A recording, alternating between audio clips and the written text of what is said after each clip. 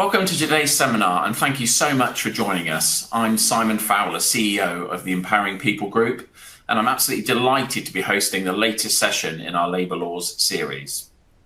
Before we get started, here's just a quick overview of who we are and why we're here today. So EPG consists of 4 innovative tech-led companies that are on a mission to simplify employee experiences and empower people to drive business success. And today, we're going to delve into Labour's new Employment Rights Bill, which was published last week, to simplify what this means for both businesses and employees. So, before we get started, there's a bit of housekeeping about what you can see in front of you. So hopefully the screen you can see is customizable. You can drag and move the speaker and slide views to position them however you prefer. You'll also find speaker bios listed in the panel next to these, and I'll introduce you to the speakers in a second, where you can read a little more about the panel themselves. We've also included some resources on the topics being discussed, which you can download during the session and which we'll send out to you after the webinar too. And lastly, but not least, there is a contact us button, so you can get in touch with us at any time during the session. And if you'd like to ask a question, there's a Q&A comment box at the bottom of the screen. Now, obviously, with time, we'll try and answer as many questions as we can towards the end of the session. But rest assured, if we don't get to them all, we'll follow up with the answers after the webinar. So, let me introduce you to the rest of the panel. I'm delighted to be welcoming back Halborns Head of Legal, Stefan Mars. Halborns is our employment law group company, and Stefan brings his extensive employment law expertise and his innate ability to really simplify what can be very complicated legal speak into easy to understand business speak. Stefan, why don't you say hi?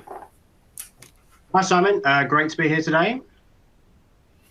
I'm also really delighted to be joined by Jane Bradshaw Jones, who is the HR business partner in AdviserPlus, the employee relation transformation business within our group companies. Jane brings a vast experience of supporting clients and our internal workforce, together with a really compassionate, people-centric and commercial view of all things HR. Jane, say hi. Hi, everyone. Glad to be here today. Great to have you, Jane. Thank you. So in this webinar, we'll be covering the Employment Rights Bill that was released just a few days ago. As Labour shows its commitment to the significant employee law reform, we are delving into what's covered in the new bill, what's changed since Labour released its manifesto, and practical tips on how businesses need to prepare. As part of our previous webinar on this topic, we discussed Labour's plan to make work pay. So we're going to look at what's changed and what the new Employment Rights Bill really means for businesses. Between the three of us, but mostly those two, we're going to give you a clear and concise summary of the need-to-know detail and the practical impact of the changes, so that you can get ahead of preparing for what has been described as the biggest upgrade of worker rights in a generation. So, without further ado, let's dive in. Stefan, do you want to give us a quick summary of what we're expecting based on what was referenced in the Labour manifesto and its plan to make work pay? Absolutely. So at a high level, the key employment law changes Labour originally proposed, which would make the most impact, were making unfair dismissal of day one right, eradicating qualifying periods for sick pay and parental leave, and a genuine living wage for all, a new right to disconnect, switch off from work so that employees aren't contacted outside of their working hours, a ban on exploitative 0 hours contracts, fair pay for all employees, repealing the Trade Union Act 2016 and other trade union restrictions, new 2-part employment status, and strengthened protections for all pregnant workers. Thanks, Stefan. So Labour set out significant employment law reform in its manifesto, and we've talked about that before, but they also reference these pledges will be subject to consultation with both businesses and unions. So how much of what they proposed during the election campaign do you feel has made it into the Employee Rights Bill? Yes, let's dive into the detail everyone has been anticipating due to the seismic changes proposed in the plan to make work pay. Labour promised it would introduce legislation to reform employment law within 100 days, and on day 98, as many of us predicted, they published the Employment Rights Bill. But as a result of this self-imposed deadline, not everything that was originally promised has actually made it in. Some measures have been dropped, whilst others have been pared back and need fleshing out through consultation. That being said, alongside the bill, Labour have published a next steps document outlining what's in the bill, but also the reforms Labour will look to implement in the future. Before we cover off what's included in the bill, it's worth noting what's been missed off. So Labour haven't included the new right to disconnect and switch off from work. Instead, the government plans to create a new code of practice after further consultation, which is expected sometime next year. Nor has single worker status made it into the bill. The next steps document makes clear that the government will start consulting with a view to eventually abolishing the distinction between workers and employees and moving towards a single worker status.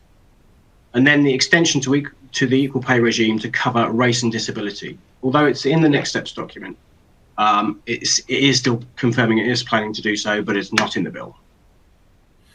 Okay, so there are some admissions there that I think will be really welcomed by businesses in the current climate, to be honest. Jane, as somebody at the coalface of balancing both business and employee needs, what's your take on these changes? Thanks, Simon. So I think we all anticipated that some of the original proposals would need significant consultation. So I am pleased to see that the government are taking a measured approach to these very complicated areas, and the fact that they're not off the table is really positive. So just to briefly cover each, I think the intention of the right to switch off is a valid one for businesses to consider in light of the pressure that the employees are under in many sectors and also the growing mental health crisis. Protecting employees' work-life balance, especially in the world of hybrid and remote working, where our offices are our homes, is really essential. And I think managing this isn't just about policies or codes of practice, it's about empowering our line managers to build cultures that enable open and honest communication. So we all know that the better the relationship between managers and the direct reports, the more openly each can discuss ways of working that could help avoid issues surrounding contact outside of working hours. It is a really complex issue, but at the heart of it, there is a positive objective of better employee and manager experiences. So taking action on it before the code of practice is released could really drive positive change. The worker status is also one that is really important because it is an area that can cause confusion and also barriers. There are many complexities to it, though, including tax implications, so I'm not surprised to see this one has been delayed and requiring more consultation. I have to say, though, Simon, the one that I'm most disappointed to see being delayed is the equal pay to cover other protected characteristics. So these protections are essential to ensure fairness, inequality in the workplace, and delaying their introduction now feels like a bit of a missed opportunity for me.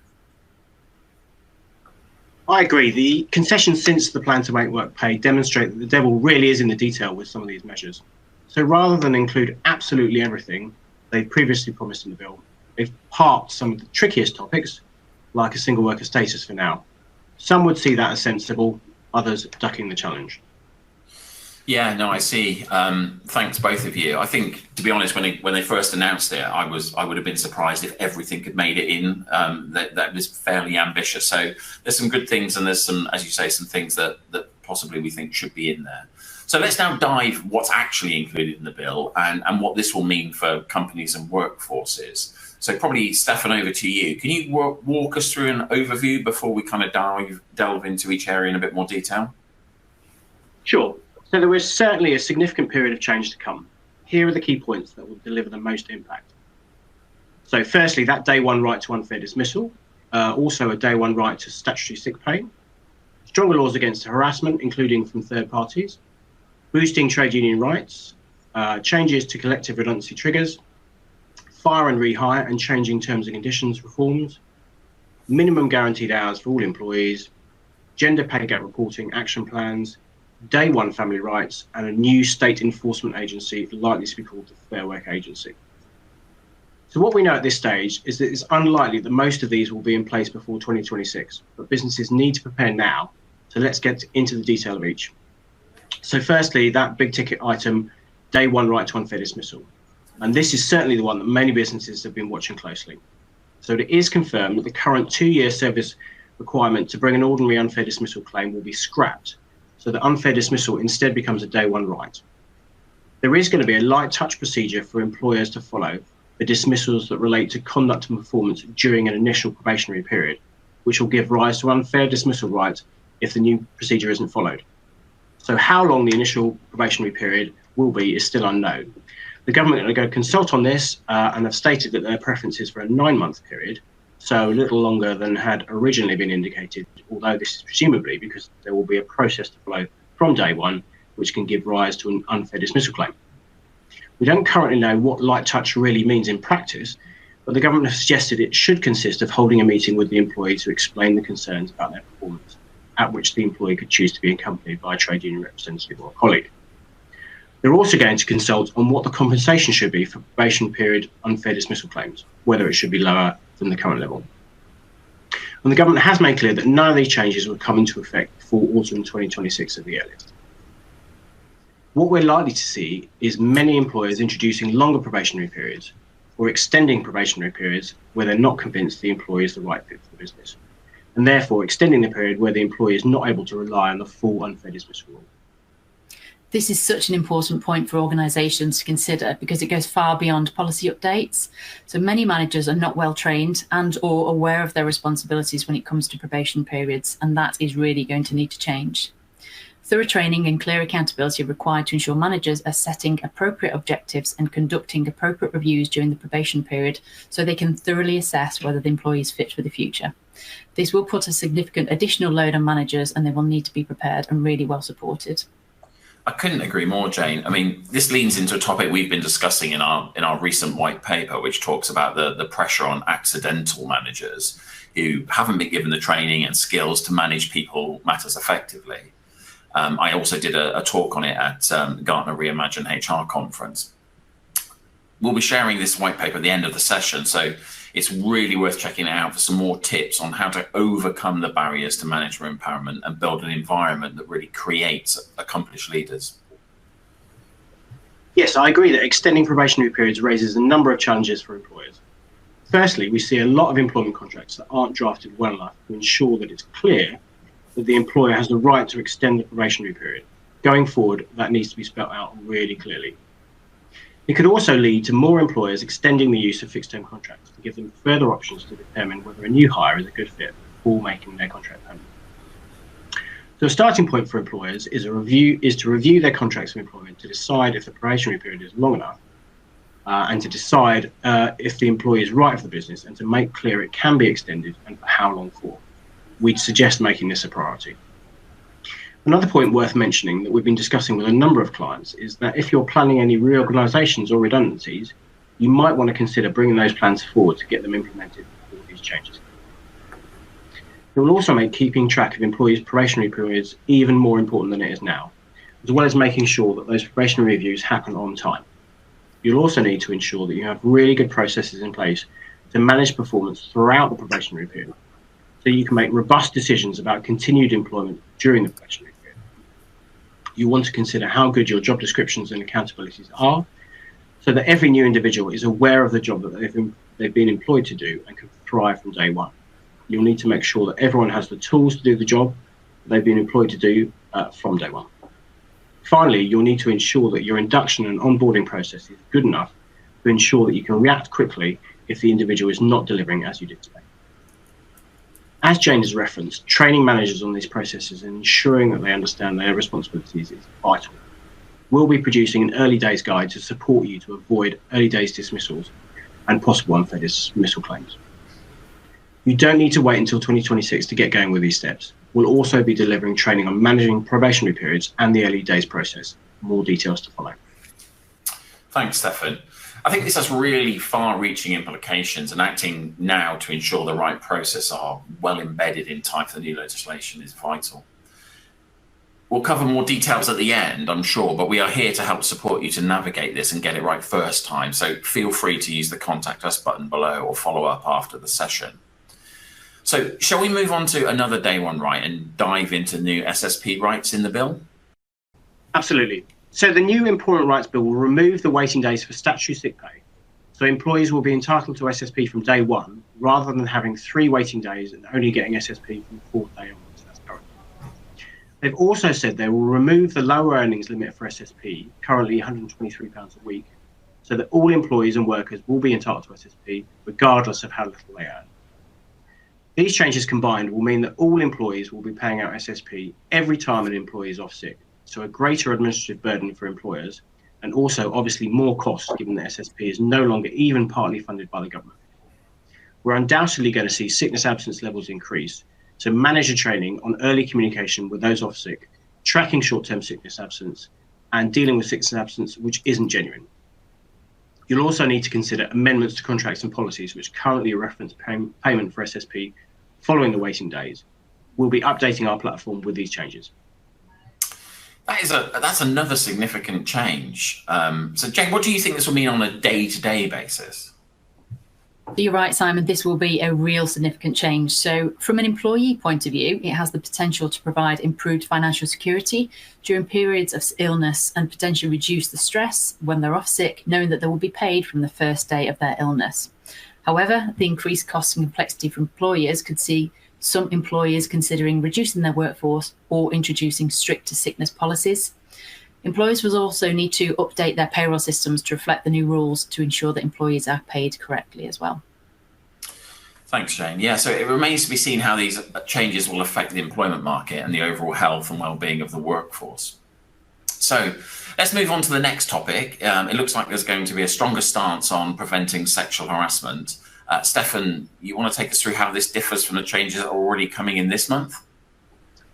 Yes, so currently from the 26th of October, employers will have a duty to take reasonable steps to prevent sexual harassment at work.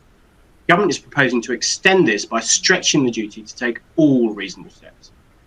What amounts to all reasonable steps will be set out in regulations which are to follow.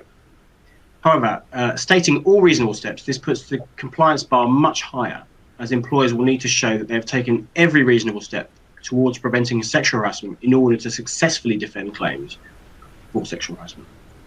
In addition, under the new bill, employers will be liable for permitting a third party to harass an employee if harassment happens in the course of employment and the employer did not take all reasonably practicable steps to prevent this.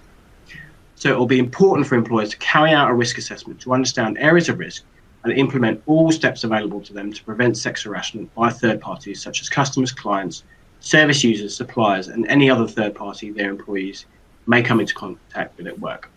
We've built a new interactive and comprehensive e-learning session for those wanting to protect against the new legislation.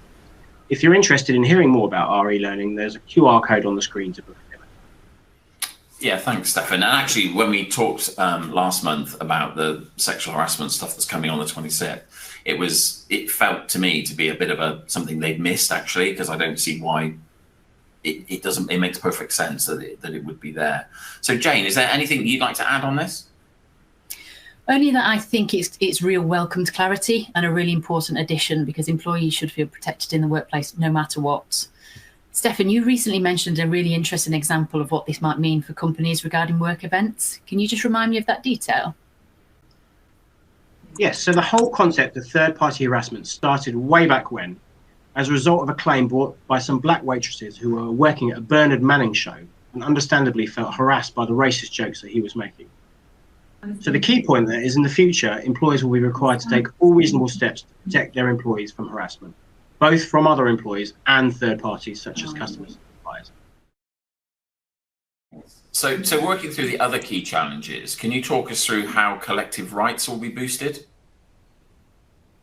As expected, the bill includes a host of changes designed to make it easier for trade unions to gain access to workplaces, secure statutory recognition, and take industrial action in the event of dispute. It requires employers to inform workers of their right to join a trade union, repeals restrictive legislation on strikes, such as the ability to cover shifts with agency workers, and lowers membership thresholds for the purposes of becoming a recognised union. So for employers who don't currently have any mechanism for collective dialogue with employees in place, like an employee forum, now would be a good time to set this up to hopefully get ahead of the likely forthcoming changes and avoid having a mechanism forced upon you that doesn't work for your business. Wow. Okay. Thanks, Stefan. How about 0 hours contracts? I understand there's no outright ban on 0 hours contracts, but instead there will be tough rules on guaranteed hours. Stefan, can you put a bit more meat on that bone for us? Sure. So the bill is super complex on this one. The new rules are really, really complex and somewhat impenetrable. But in short, employers will have to offer guaranteed hours to those on 0 hours contracts or low hours contracts. So the rules currently don't apply to agency workers, but the government has reserved the right to introduce similar legislation covering them. And the way it works in practice is the offer of guaranteed hours will need to be made at the end of every reference period, which at the moment is not defined, but a period of 12 weeks has been mentioned previously. Employees can, of course, decline the offer or not respond to it, but the offer must still be made regardless, so it's going to add greater administrative burden on employers.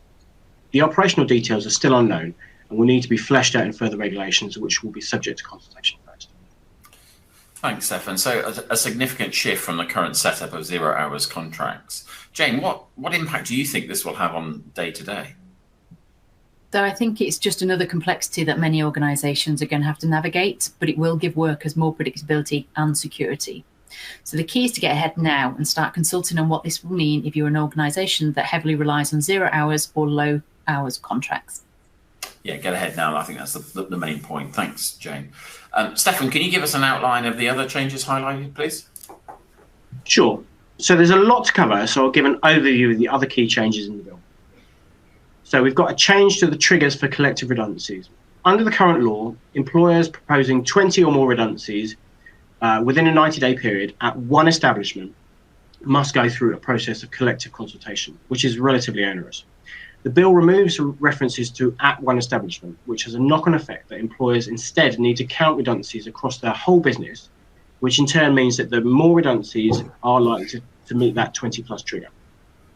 Employers are going to have to find a way of keeping a close track of redundancy proposals across multiple sites. It's also worth noting that the next steps document suggests that the compensation for failing to collectively consult may also increase. So currently 90 days gross pay. So watch this space on that. I also mentioned changes to the fire and hire legislation which exists. It will become automatically unfair to dismiss an employee for refusing to agree a change in terms or to replace them with another employee on different terms to carry out substantially the same role, other than in very, very limited circumstances. We've also got day one family rights. So the bill removes the existing service requirement for paternity and parental leave, making these also day one rights. And there will also be a new right to at least 1 week's bereavement leave, although details on this are to follow. And also the government are exploring whether carers leave should also be paid. Then finally, there are some small tweaks to gender pay gap reporting, including the requirement for employers to publish action plans for closing their gender pay gaps, which many already do as part of their gender pay gap statements. Wow, thanks, Stefan. Certainly a lot to digest there. Jane, how do you think these changes will impact how managers support colleagues day to day? So line managers have more complex roles than ever when we consider the complexity of managing disparate teams, the pressure of talent shortage and growing mental health challenges, all alongside their day jobs. So ensuring managers are well informed of these changes is really key and vital. I also mentioned it before, but communication and training are also key to upskill managers in their role in ensuring compliance with new legislation. When it comes to the changes to redundancy consultation, managers will need to be fully aware of how this change will impact processes across different sites and areas of the business. So proactively looking at ways in which technology can help simplify redundancy processes is more important than ever to help navigate these changes. So we're really passionate about using technology to help simplify redundancy processes that may help reduce the complexity these changes will bring. So if anyone would like to support and guidance, please do get in touch. Thanks, Jane. So working through the other key changes, can we cover some of the main points regarding make work pay, Stefan? Okay, so there are a number of elements to this, so I'll cover each briefly. So we've got a change to the living wage. The bill will ensure that the minimum wage is a genuine living wage, changing the remit of the Independent Low Pay Commission, so that the level of the minimum wage better accounts for the cost of living. Significantly, age bands will also be removed, so all adults, those aged 18 and above, are entitled to the same minimum wage. There will also be additional penalties for non-compliance. Then we've got some provisions on equal pay. The drive towards fair pay will also see Labour implementing a regulatory and enforcement union for equal pay with involvement from the trade union. This is partly aimed at ensuring that the outsourcing of services can't be used to justify unequal pay. We're already doing lots of equal pay reviews for clients. If you're concerned about your equal pay risk, click the QR code and arrange a call with me to talk through how we can support. Then we've got developing menopause guidance. Developing menopause guidance for employers and guidance on health and well-being. So if you've not currently got policies and training in place, let us know and we can support. Again, contact details will be shared at the end of the session. And then finally, we've got unpaid internships. So Labour will ban unpaid internships except when they're part of an educational training course. We'll be updating our platform with a policy setting out the rules around internships to ensure managers are clear on what they can and can't do when approached by individuals wanting work experience. Thanks, Stefan. That's again a lot of change, with some of the recent examples of huge household names being found liable for equal pay payouts to the tune of tens of millions. This has to be a priority for businesses, surely. Jane, have you seen an increase in queries about equal pay following some of the high-profile cases? Yeah, so it is certainly raising awareness. So the recent equal pay fine of a potential £30 million imposed on a major retailer is a clear warning to businesses that they must take equal pay seriously. So that fine sends a message that failure to comply with the law will have serious consequences. It is likely that the fine will encourage other businesses to review their pay practices and take steps to address any pay disparities as well. Thanks, Jane. Yeah, that's absolutely not surprising. Stefan, could you provide us with some practical steps for employers in regard to managing the make work pay internally? Certainly, we'd recommend the following steps. So first of all, having transparent pay scales for each job role and making sure those pay scales aren't too wide. Then having a clear process to determine employee starting salaries across the business. So where you need to pay more than you usually would to attract a particular candidate, it's really important to document that for future reference, as any challenge may come many years later when no one can remember or still less prove what the justification was. Then we've got the same point in relation to ad hoc pay rises, so those outside your annual pay review process. Again, it's really important to document why it's necessary to depart from your usual process. For instance, because an employee gets an offer from elsewhere and you need to match it in order to retain them in the role. And then finally, ideally, you'd have regular equal pay audits to ensure you're doing everything you can to promote fair pay and reduce the risk of equal pay claims. Thanks, Stefan. That's really interesting. So another key part of the bill is the expected increased trade union support. So can you tell us a bit more about that, Stefan? Sure. So Labour plans to repeal the Trade Union Act 2016, the Minimum Service Levels Strikes Bill, and the Conduct of Employment Agencies and Employment Businesses Amendment Regulations 2022. And they pledge to remove what they refer to as the antiquated rule that means that unions must show that at least 50% of workers are likely to support their claim for recognition. Labour will also change the rules regarding the final ballot in which workers vote on whether to recognise a trade union, requiring unions to gain a simple majority to win. They also plan to enable the gig economy to have better access to organised through trade unions. So this is all part of Labour's plan to strengthen the rights of workers and enhance representation by trade unions. It will include a duty on employers to inform new employees of their right to join a trade union and set out what this entails in the contract of employment itself. So for employers who don't currently have any mechanism for collective dialogue with employees in place, like an employee forum, now would be a good time to set this up. Hopefully get ahead of the likely forthcoming changes and avoid having a mechanism forced upon you that doesn't work for your business. Thanks, Stefan. That's really interesting. And I think that the general gist here is get ahead now and don't wait for it to happen and be enforced on you. So I think that's all the topics we were planning to cover in today's session. So we have actually had some questions coming through as we've been talking. So I'd like to move on now to cover a few of those. So let's just have a quick look. So here's the first one. Do you think the changes to SSP will increase sickness rates? I'm sure that's something relevant to everybody. Jane, what are your thoughts on that? I think it is a significant change, and it will be really naive not to expect an increase in the number of periods of short-term sickness absence being taken by employees, given that all sickness absence will now be paid, albeit at the SSP level. So proactive sickness absence management is going to be more important than ever, and this comes down yet again back to manager empowerment. So managers need to be given the tools to know how to effectively manage conversations with employees during every period of absence. We have a number of customer case studies that shows the positive impact proactive sickness absence management has on sickness absence rates. So having the systems in place that trigger sickness absence notifications to managers and employees is now more important than ever. Absence triggers also need to be well publicised to employees across the business so that they're well informed and understand the consequences. I'm certainly aware of a national retailer that was paying sick pay from day one and then changed to adopt the current SSP mechanism of only paying from day 4. And as a result, they did see a significant reduction in short-term absence. So based on that, I think we can conclude that changing the rules the other way around, so that SSP is paid from day 1 instead of day 4, is almost certain to increase short-term sickness absence for most employers, making, as Jane said, proactive sickness absence management all the more important. Yeah, I think that makes perfect sense. So the next question I think is one I can take. So the question is, how can we ensure that our existing HR systems and processes are equipped to handle the increased admin burden associated with these new rights? For me, this is such an important question. It's one that I believe many organizations can find themselves caught out by due to a real lack of fit-for-purpose technology. For me, the day one rights to unfair dismissal will have a significant impact on the potential volume of employment tribunal claims. So it's really essential that businesses review their employee relations processes and ensure they have fit-for-purpose tools to help mitigate the risks.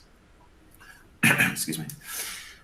So we're going to offer workshops that cover what we've coined as Employee Relations 2.0, delving into best practice operating models that help to reduce the risk of rising tribunal claims, rising sickness absence, and a rising admin burden. As you can imagine, we have tons of data that shows how empowering managers to self-serve more employee relations matters can reduce the volume of employee relations cases that escalate to tribunals. Yet research we've conducted and published in the last year shows that many organizations have not prioritized investment in fit-for-purpose employee relations case management tools. This has got to be, from my perspective, has got to be a priority now, or HR could quickly become overwhelmed by the increase in unfair dismissal claims. If you're still managing employee relations cases on tools like ticketing systems or even Excel, you have to act now, or putting it bluntly, you are facing significant risk, in my opinion. Okay, so let's take one more question. Stefan, this sounds like one for you. What are the potential challenges we might face in communicating these changes to our workforce? And how can we ensure that the information is understood and accepted? It's a really good question. So there's been a lot in the press about what's changing, the impact, and when. It can be helpful to get ahead of speculation and to release agreed communications to ensure that all colleagues are receiving the same messages. This can be in the form of, say, FAQs or one-pagers for managers, so that they're able to deal with questions firsthand, or ensuring that all queries are directed to a central point, so a team or even a specific email address that's set up to manage those queries. The reality is that whilst it sounds like there are significant changes afoot, nothing will feel different from the employee's perspective for a while, with the government citing that we're unlikely to see the majority of changes any earlier than 2026. So when more details are announced, there will inevitably need to be changes to policies and procedures, and the details of these can be communicated appropriately to those impacted and agreement obtained where needed. Great, Stefan. Thank you both. That brings us to a close. As I think everybody's heard, there are significant changes in the new bill. That's really clear. So early preparation is really key. Both Stefan and Jane have touched on this all the way through. As I've mentioned, we can support you through this journey, from policy and legal support to employee relations transformation. We hope you found it a really valuable session. We appreciate you spending the time with us. We will follow up on the questions we haven't been able to cover off today. Jane, Stefan, thank you both for your insight and practical guidance today. As we've touched on, all these changes will really require updates and amendments to your existing people documents and templates, as well as new documents to be introduced. We've provided 2 resources to help you prepare, so you can download them in the resources section, and we'll be sending them out to you via email too. This includes an updated checklist and board summary. We also have included a copy of our latest white paper, From Accidental to Accomplished Leaders, which covers many of the manager empowerment points that we have raised today and discussed. And lastly, as I touched on, we're running a follow-up session to today's webinar that will delve into more detail to support you through the upcoming changes. If you want to find out more about this session and future workshops, get in touch below or in response to the follow-up emails when we'll send you a recording of today's session. At Empowering People Group, we're all about simple processes to people challenges. So we're expertly placed to help with ensuring you're implementing all these changes in a compliant and consistent manner. If you'd like our help with anything we've covered, please get in touch using the contact form available on your screen, and we'd be delighted to chat through the solutions we have to get you to where you want to be. So once again, thank you for joining us today. We look forward to seeing you all on another Empowering People Group webinar in the very near future. Thank you.